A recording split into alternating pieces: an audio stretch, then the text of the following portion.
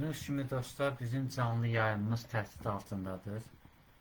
Doğrudan da sözün həqiqi mənasında dövlət himninizin səslənməsini belə imkan vermirlər, ifa edək.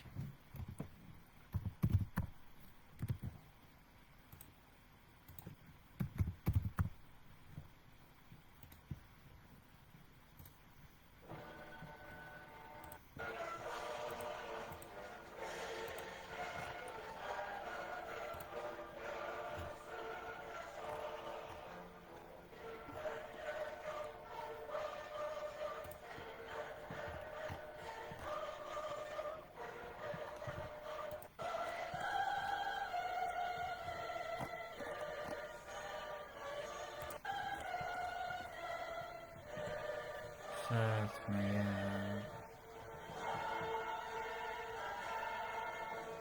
şanlı vətən Azərbaycan, Azərbaycan, Azərbaycan, Azərbaycan. Əziz dostlar, bilirsiniz, bizim canlı yayımlarımız niyə təhlükədədir? Niyə telefon nömrələrimizi ələ keçirməyə cəhd elədilər? Çünki bizim bu verdiyimiz informasiyaları biz hələ ki yalnız Zəfər Əhmədov adlı Müdafiə Xətti İnsan Haqları Təşkilatının həbs olunmayan, təqsirlənən şəxs qismində cinayət məsuliyyətinə cəlb olunmayan Zəfər Əhmədovun, deməli, dostumuzun paylaşımlarına rast gəlirik və ən azından bilirsiniz ki, Zəfər Əhmədov Milli İstihbarat Təşkilatının əməkdaşıdır. Özü şəxsən bu məlumatı bizə verib və Zəfər Əhmədovun həbs olunmamasının səbəbi də Türk-Azərbaycan dostluğuna xidmət etdiyinə görə və Azərbaycanın eks-prezidenti Əlfəz Elçibəyə sədaqətlə xidmət etdiyinə görə həbs olunmuyor. Digər aldığımız bir məlumata görə Azərbaycan Xalq Cəbhəsinin sədri Əli Kərimli həbs olunmamasının bir səbəbi də onun keçmiş dövlət məmuru olması və Əlfəz Elçibəyə sədaqətlə xidmət etdiyinə görə Azərbaycan dövlətinə qarşı Rusiyanın hərbi kəşfiyyatının 4 iyun qiyamına dəstək vermədiyinə görə bilirsiniz ki, 4 iyun hərbi qiyamını ən çox pisləyənlərdən ümumi liderimiz Heydər Əliyev olub. Heydər Əliyevin mən bir çıxışını sizə səsləndirmək istəyirəm. Heydər Əliyev bilirsiniz ki, 28 aprel işğalı ilə bağlı maraqlı bir çıxış eləyib. O çıxışı biz eksklüziv olaraq yayımlamaq istəyirik.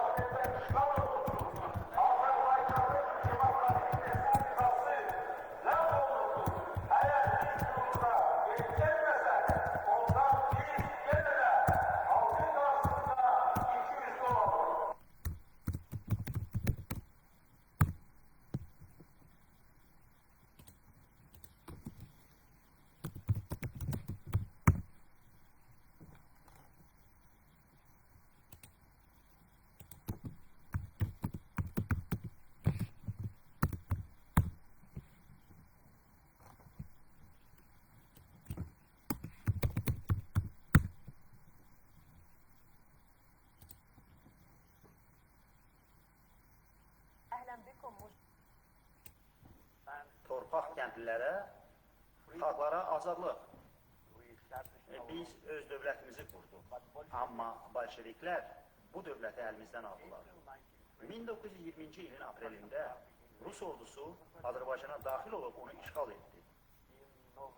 Cəmi bir neçə ay sonra həmin ilin noyabrında Sovet Rusiyası hökuməti qərar verdi ki, Zəngəzuru, bizim qərbi Zəngəzur adlandırdığımız ərazini Azərbaycandan alıb Ermənistana versin. İndi mən sizə sual verirəm, dostlar.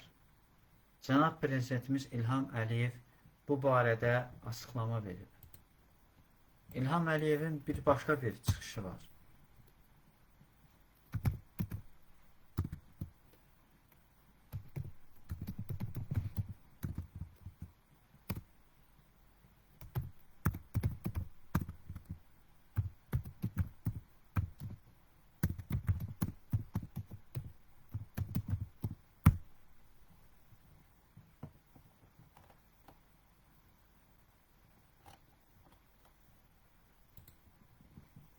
Что касается заявлений премьер-министра Армении в связи с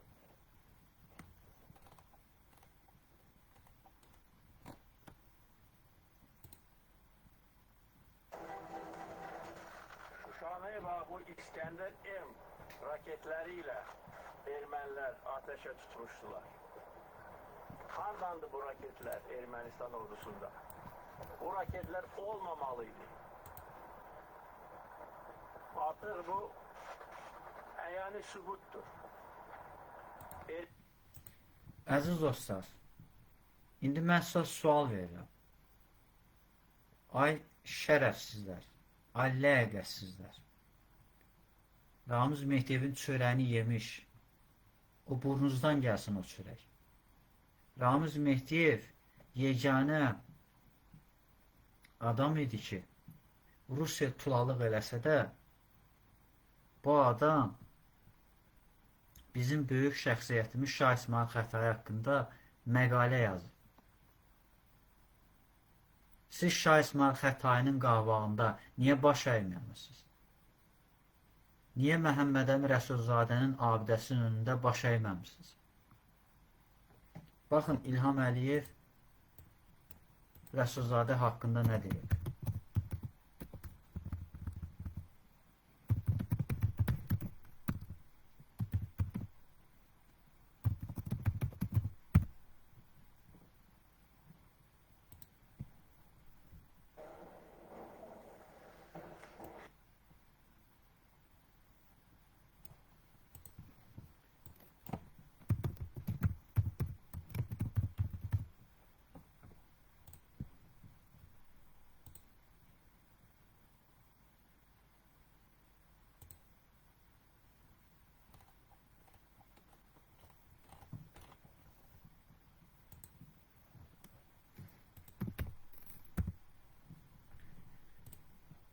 Mən canlı yayımlarımı dayandırmayacağım, dostlar. Ta ki bu Azərbaycan xalqı ayağa qalxa qədər. Azərbaycan xalqı Rus məktəblərinin bağlanmasına etiraz aksiyası edənə qədər. Bəsdirin daha İlham Əliyevi istifaya çağırdınız. İlham Əliyevi səs verən mənəm. İlham Əliyevi seçən mənəm. İlham Əliyevi 5 dəfə seçən mənəm. Ona görə özünüzü yığışdırın. İndi mən həmin çıxışı, İlham Əliyevin Rəsulzadə ilə bağlı çıxışını sizə səsləndirəcəm. Onda görüm siz nə deyəcəksiniz.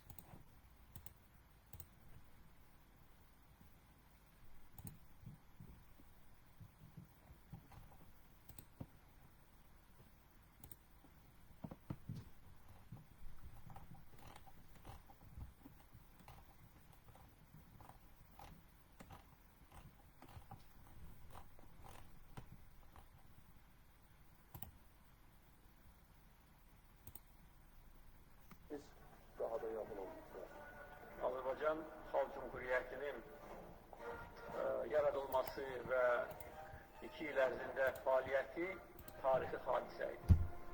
Və Azərbaycan o ölkələrdəndir ki, hələ 100 il bundan əvvəl ən ülvi demokratik dəyərləri nəinki bəyan edib, öz əməli praktiki fəaliyyətində onları təmin edir. Bizim tariximizin şanlı səhifəsidir. İlk demokratik respublika olmuştur Müslüman aləmində və respublikanın baniləri Azərbaycan xalq qarşısında çox böyük xidmətlər göstərmişlər. Məmməd Əmin Rəsulzadə, Fətəli xan Polski, digər rəhbərlər, onların dünya görüşü, cəsarəti, xalqa olan bağlılığı bir nümunədir hər bir Azərbaycanlı üçün. Ona görə onların əziz xatirəsi bizim üçün daima qürur mənbəyidir və müstəqillik mövzuları ilə dərc edilən araşdırmalar nəticəsində yaradılan əsərlərə böyük ehtiyac var. Çünki bugünkü Azərbaycan Xalq Cümhuriyyətinin varisidir.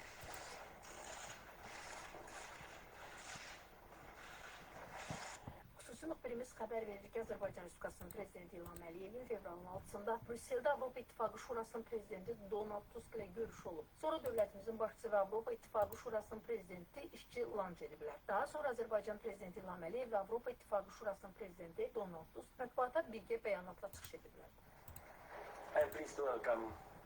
Prezident Əliyev, bugün sizi Brüsseldə salamlamaqdan məmnunam.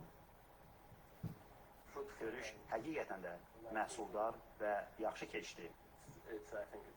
Düşünürəm ki, dostlar arasında bu normal haldır. Mühüm məsələləri müzakirə etmək imkanına görə sizə çox təşəkkür edirəm.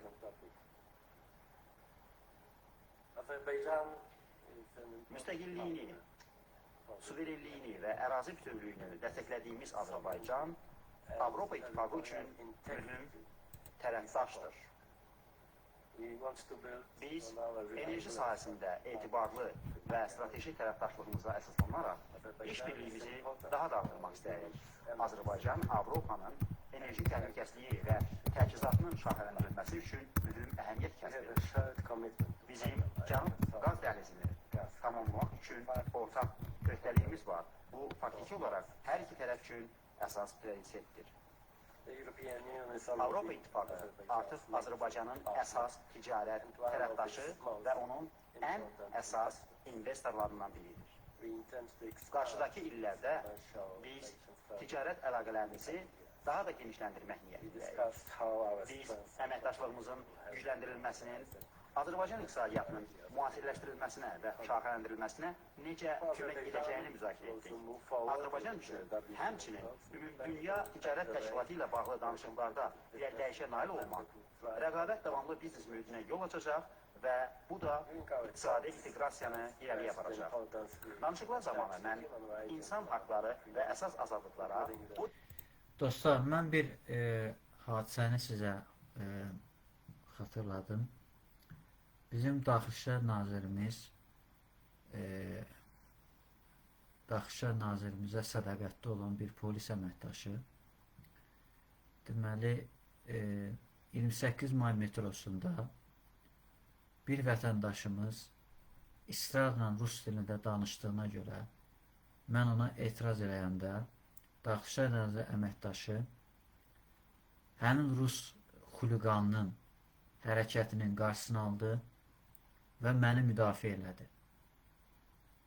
Əziz dostlar, hər biriniz polisə güvənin. Sizin hüquqlarınızı polis müdafiə edir. Azərbaycan dilində danışdığıma görə Azərbaycan polisi məni müdafiə elədi. Və mən bugünə qədər Azərbaycan polisindən çox razı qalmışam. Bir çox Rus vətəndaşlarının, Rus xuliqanlarının Azərbaycanda törətdiyi terrorlarını ifşa eləmişəm.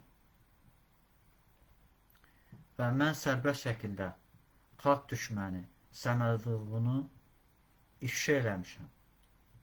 Və ifşa etdiyimə görə polis əməkdaşı məni müdafiə edib və mənə təşəkkür edib. Bilirsiniz ki, deməli bizim hörmətli Azərbaycan Demokrat Partiyasının sədri Sərdar Caloğlu da bu barədə çıxış elədi. Mən indi həmin deməli çıxışı sizə paylaşacağım. Orada nə deyir? Həmin bir dəqiqə.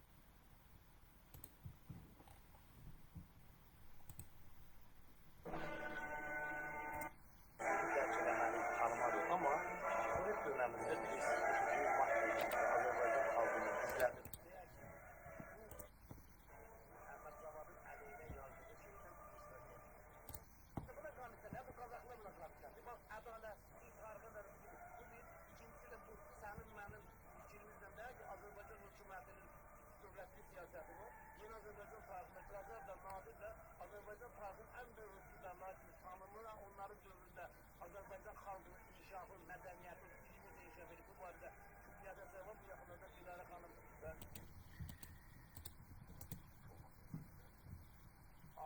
İlham Əliyevin indiki müsbət olan deyəmi? Bəli, biz yeni bir president yaradırıq. Milli Fikir Mərkəzi dövlətçilik tezisi ilə və bilirsiniz bu hansı illərdə Əvəz bəy? Bu 2012, 13, 14, 15 bu həmən illərdə Azərbaycanda ictimai-siyasi həyatda İlham Əliyevə qarşı və hökumətə qarşı ciddi ittihamların səsləndiyi dövrlərdir. Ciddi tənqidlərin səsləndiyi dövrlərdir. Medianın o vurulduğu dövrlərdir. Məsələn, biz köklü 2011, 12, 13 o illərdə. Bəli. Mən həbsdəydim. Bəli.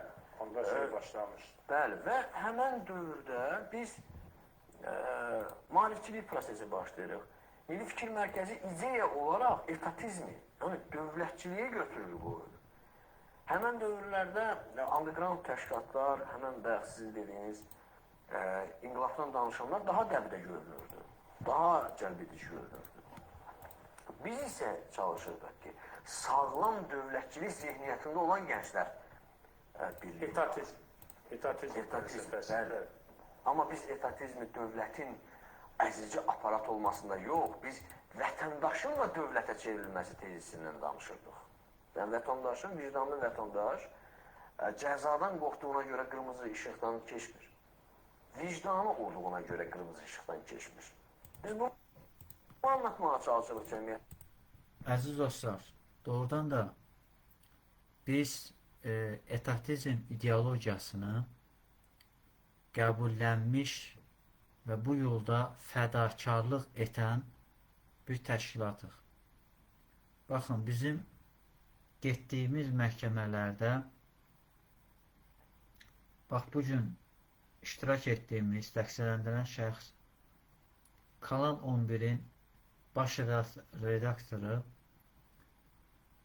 Teymur Kərimovun ailəsinin iştirakı ilə və orada TV8-in baş redaktoru Fərqanə Muradovanın iştirakı ilə baş tutan məhkəmədə bir addımlığında artıq onun iddialarının əsaslı olduğunu və ona edilən şikayətlərin olmadığını və şikayətçilərin gəlməməsini nəzərə alaraq məhkəmə qeyri-müəyyən müddətə təxirə salındı. Yəni biz artıq təqsirləndirilən şəxslərin bir çoxunun siyasi məhbus artıq olmamasını yaxınlaşırıq. Əgər biz dünya xalqlarına, yəni bizim telefonumuz olsaydı, bizim telefonumuzla biz canlı yayım açıb müraciət etsəydik, sizə əminliklə deyirəm ki, bugün Teymur Kərimov azadlıqlı olacaqdı. Baxın, Rusiya xüsusi xidmət orqanları, Belarus xuliqanlar, Rus məktəbində oxuyan xuliqanlar, troll şəbəkələri, bizim Putinin troll şəbəkələri bizim səhifəmizdə şikayət etməyə və bizim canlı yayımlarımızı qarşısını almağa çalışırlar və hələ də qarşısını almağa çalışırlar.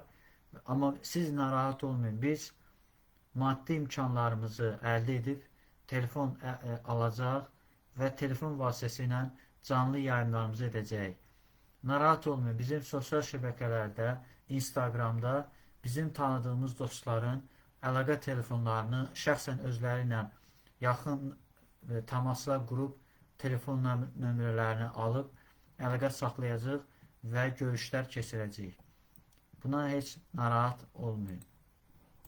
Bu cümlədən ifadə azadlığına verdiyimiz əhəmiyyət vurğulanır.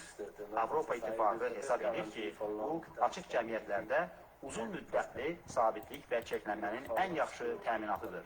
Biz bu məsələlərdə tərəfdaş kimi işləməyi davam etdirəcəyimizi səmimiyyətlə arzulayırıq. Uğurlar arzulayıram. Qoyulmasını biz çoxlarımızdakı Cənab Prezident, sizinlə görüşməkdən və əməkdaşlığımıza aid olan mühüm məsələləri müzakirə etməkdən çox şadam. Sizin 2015-ci ildə Azərbaycana etdiyiniz çox uğurlu səfəriniz yadımdadır. Səfər zamanı biz əməkdaşlıq etdik. Əziz dostlar, mən sizə əminliklə deyirəm. Azərbaycan Respublikası Prezidenti Cənab İlham Əliyevin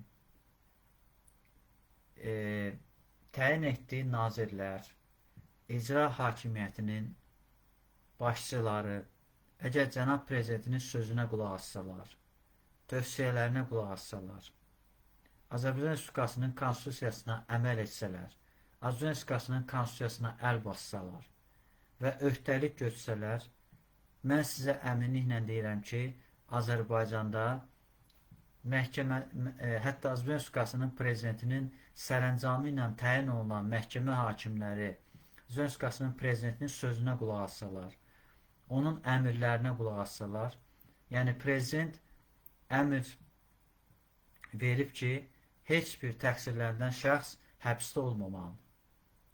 Bugün Cənab Prezident İlham Əliyev heç bir beynəlxalq təşkilat tərəfindən tanınan təqsirlənən şəxslərin heç birinin məhbəsdə olmasını istəmir. Sadəcə bugün Cənab Prezident İlham Əliyevə imkan vermirlər. Prezident administrasiyasında işləyənlər imkan vermirlər ki, Cənab Prezident onları əfv eləsin. Müəyyən tövsiyələr, dırnaq arasında tövsiyələr edirlər ki, güya bunlar Cənab Prezident İlham Əliyevə qarşı hansısa kampaniya aparmaq niyyətlərindədirlər və bunların hansı hakimiyyət maraqları var. Və ona görə mən sizə əminliklə deyirəm ki, əgər Cənab Prezident İlham Əliyev zaten bizi dinləyir və mən sizə əminliklə deyirəm ki, Azərbaycanda bir nəfər də olsun siyasi məhbus olmayacaq. Cənab Prezident İlham Əliyev bir nəfər də olsun siyasi məhbusunun həbsinə qərar verməyib. Mən bunu tam məsuliyyətlə deyirəm, tam qətiyyətlə deyirəm və ona səs vermiş, onun müşahidəçisi olmuş bir şəxs kimi deyirəm.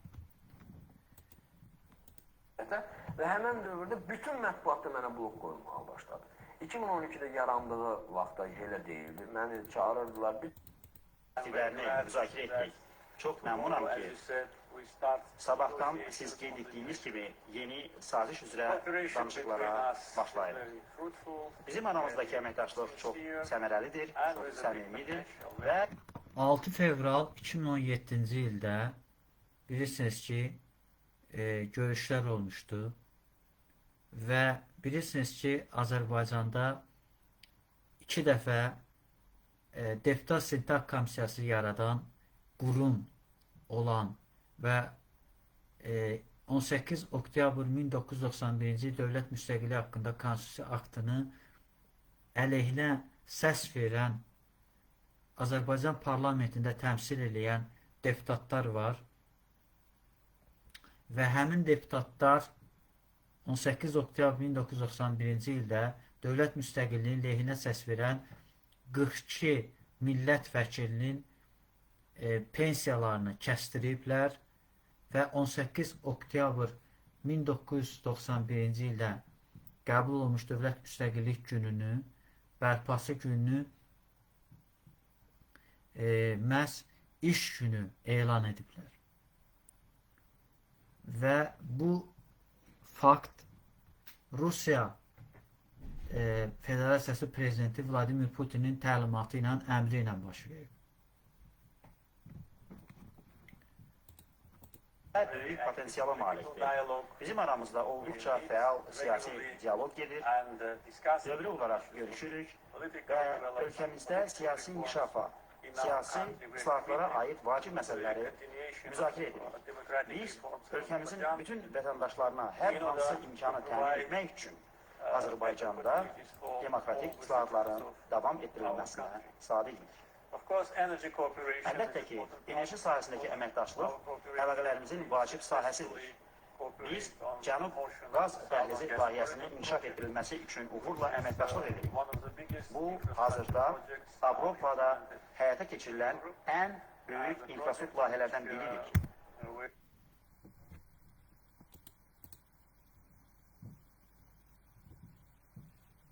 Azərbaycan demokratiya, insan hüquqları və azadlıqları kimi dəyərlərə sadiqdir. Bunun dərin tarixi kökləri vardır. Biz fəxr edirik ki, bir əsr bundan əvvəl şərqdə, müsəlman dünyasında ilk dəfə olaraq Azərbaycanda demokratik respublika qurulmuş, qadınlara səs vermə hüququ verilmişdir. Bu sahədə biz hətta əksər qərb ölkələrini də qabaqlamışıq. Bütün media məni çağırırlar. Falan gənc haqqında o da məhəl həbsdə idi. Atımı artıq təzyiq edib buraxmışlar. Və bilirsiniz hardan başladı? Protokola əsasən yenə Heydər Əliyevin məzarına. Yenə bir mətbuat vermədi. Azərbaycan televiziyasının marağında deyildi bu. Bilirsiniz o kitab nə kitabı? Əvəz bəy, sizə hədiyyə etmişəm. Prezident, Finlandiyanın prezidenti Niinistonun ön sözünü yazdığı kitabın müəllifləri gəlmədi. Vaxtlar ölkəsi. Yox, Finlandiyadan 100 sosial innovasiya kitabı. Onun müəllifləri sosial müdafiə naziri. Deputat gedir, iştirak edir. Heydər Əliyevin məzarını, orada Azərbaycanın görkəmli şəxsiyyətlərin məzarını ziyarət edir. Azərbaycan ictimai siyasi mətbuatı bu gündəmində deyil. Dövlət mətbuatının gündəmində deyil. Bə nə gündəmindədir? Dövlətdən danışırıq da. Bizim qədər dövlətçi olaydılar da, bizim qədər. Bizim qədər. Axı biz bunu eləyəndə təşəkkür almamışıq, vəzifə almamışıq, pul verilməyiblər, maliyyələşdirməyiblər. Bir adam, mən buradan müraciət edirəm, bir adam mənim hər hansı bir işi görməyimdən ötəri gəlib mənə 1 manat veribsə, çıxma onu desin. Bax, buradan efir vasitəsilə, sizin 100 minlərlə izləyiciniz var, abunəçiniz var. Bunların hamısını biz o gənclər, o fədakar gənclərin hesabına etmişik. Onların hesabına bunların hamısını. Rövşən Məmmədov adlı şəxsin qarşı çirkin kampaniya aparan dələduz medialar, reket medialara mən səslənirəm. Baxın Rövşən Məmmədov necə vətənpərvər bir jurnalist, necə liberal görüşlü bir adam. Görün Rusiya əleyhinə nə deyir. Hörmətli Rusiya dövlət nümayəndələri, Rusiya rəsmiləri və Kremlində ikili oyunlar quran strategilər. İndi də yaxşı olar ki, Azərbaycanın mövqeyini eşidir. 1.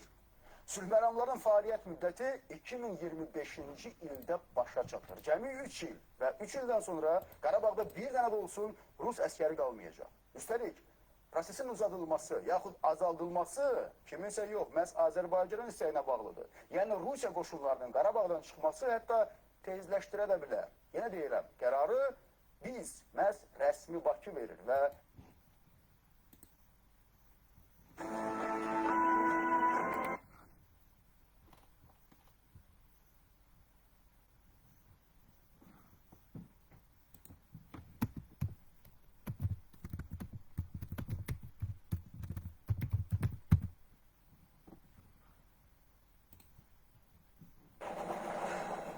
burdan da 44 günlük vətən müharibəsinə qazanılan qələbə Prezident İlham Əliyevin dediyi kimi çox böyük layları yerindən tərpətdi. Laylar yerindən tərpənəndə isə hər kəsin əsl üzü gün kimi ortaya çıxır. Elə region ölkələrinin də o cümlədən də Baxın, mən, əziz dostlar, xaricdə yaşamıram. Bəs deyə bilərsiniz ki, əşə sən xaricdəsən də, ona görə rahat Rusiyanın əleyhinə danışa bilirsən. Ay qardaş, mən Azərbaycan Respublikasındayım. Mən Azərbaycan Respublikasında ola-ola Rusiya əleyhinə danışıram və həbs olunmuram. Ay bədbəxtlər, ay cahillər. Nə vaxt qanacaqsınız, nə vaxt siz beyninizə yer edəcəksiniz ki, Azərbaycan Respublikasına xidmət eləmək lazımdır. Rusiyanın. Nə olub, cənab Putin? Azərbaycanın regionda güclü bir dövlətə çevrilməyi, son 200 ildə ilk dəfə olaraq torpaq verməyib, öz gücü ilə torpaq alıb, suverenliyini və ərazi bütövlüyünü bərpa etməyi, milli maraqlarını daim qoruması, prinsipial siyasət ortaya qoyması, Prezident İlham Əliyevin qlobal arenada liderliyinin qəbulu və ən müxtəlif beynəlxalq kürsülərdən Azərbaycanın gücünün və prinsipiallığının etirafı sizi beləmi narahat edir? Başa düşürük. Siz axı öyrəşmişsiniz böyük Rusiyanın zorla öz ərazisinə daxil etdiyi xalqlar üzərində hökmranlığına. İstər Çar Rusiyası dövründə olsun, istərsə də ittifaq dönəmində ali irq Rus xalqı idi. Azərbaycanlılar, Özbəklər, Qazaxlar, Qırğızlar, Türkmənlər və digər millətlərin nümayəndələri isə hər zaman ikinci dərəcəli xalq kimi qəbul olunub. Və bugün hər iki imperiya tarixin zibilliyinə atılsa da düşüncə dəyişməyib, əlinə davam edir. Bir zamanlar Stalin başını qaldıranın başını kəsirdisə, özü də NKVD-nin əli ilə, bugün isə haqqını tələb edəni AMON-un əli ilə yox edir, başını kəsir. Necə deyərlər, davam edir 37, daha kəskin, daha ciddi. Amma görəsən rəsmi Kreml və konkret Rusiya prezidenti Vladimir Putin anlayır bu ki, artıq 37-ci il deyil, 2025-ci ildir və bir zamanlar ittifaqın tərkibində olan dövlətlər də 30 ildən çoxdur ki, müstəqildirlər. Əziz dostlar, baxın, bunu Azərbaycan televiziyası edir. O televiziya ki, 1990-cı ildə 20 yanvarda enerji bloku partladılmışdı. Ay bədbəxtlər, bugün xaricdə yaşayırsınız. Kişiliğini çatmır, ləyaqətini çatmır, Rusiyanın əleyhinə danışasınız. Nə qədər ləyaqətsiz adamlarsınız siz? Anlayırım ki, tarixdə heç nə unudulmur. Nə Stalin dövrünün repressiyası, hansı ki Azərbaycan xalqının düşünən başları kəsildi, nə 20 yanvar hadisəsi, nə Xocalı soyqırımı, nə Azərbaycan torpaqlarının işğalı və 30 il bu torpaqların işğal altında qalması, hansı ki üzdə Ermənistanın, altda isə birbaşa Rusiyanın əli ilə bu xalqa yaşadıldı. Bəli, məhz Rusiyanın əli ilə və Rusiyanın iştirakı ilə. 30 illik dönəmdə öz əsəri olan Qarabağ probleminin həllinə imkan verməyən və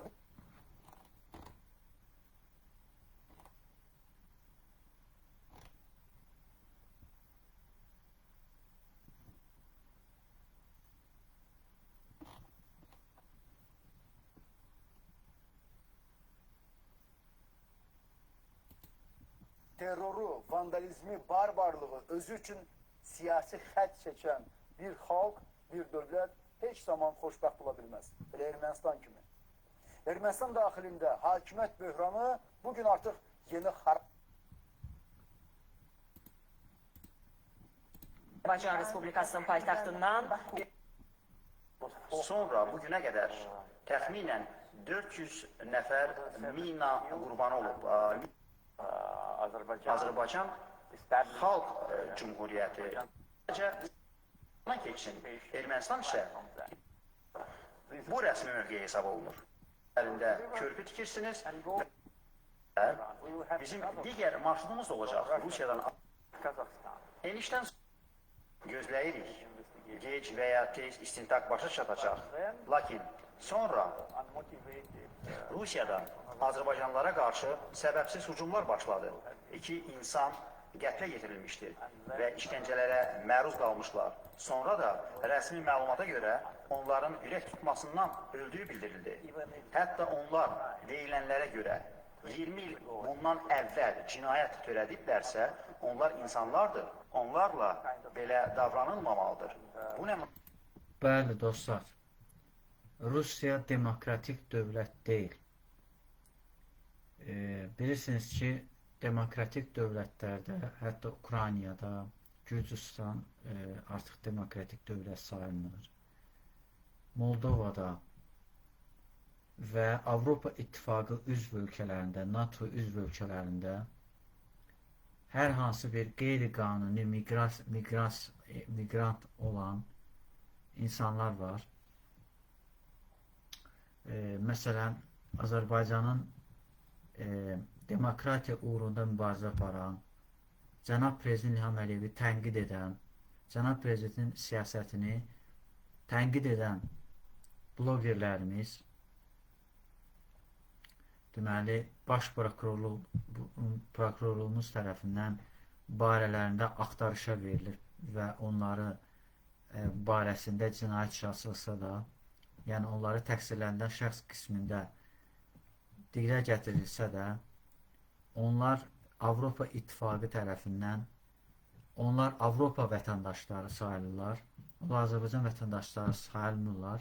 Ona görə onların rəsmi olaraq Azərbaycana qayıtması qeyri-mümkündür və Azərbaycanda istintaqın aparılması qeyri-mümkündür, çünki Azərbaycan vətəndaşı deyirlər. Münasibətdir. Onların sırasında Azərbaycan vətəndaşları, Azərbaycan mənşəli Rusiya vətəndaşları da var idi. Bu, bizim xalqımıza qarşı misli görünməmiş hərəkət idi. Münasibətlərin korlanmasına görə məsuliyyət bizim üzərində düşmür.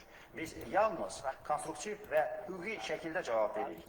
Lakin heç vaxt bizə qarşı təcavüz əlamətlərinə və təzahürlərinə yaxud hörmətsizliyə dözməyəcəyik. Küçük bir sualım var.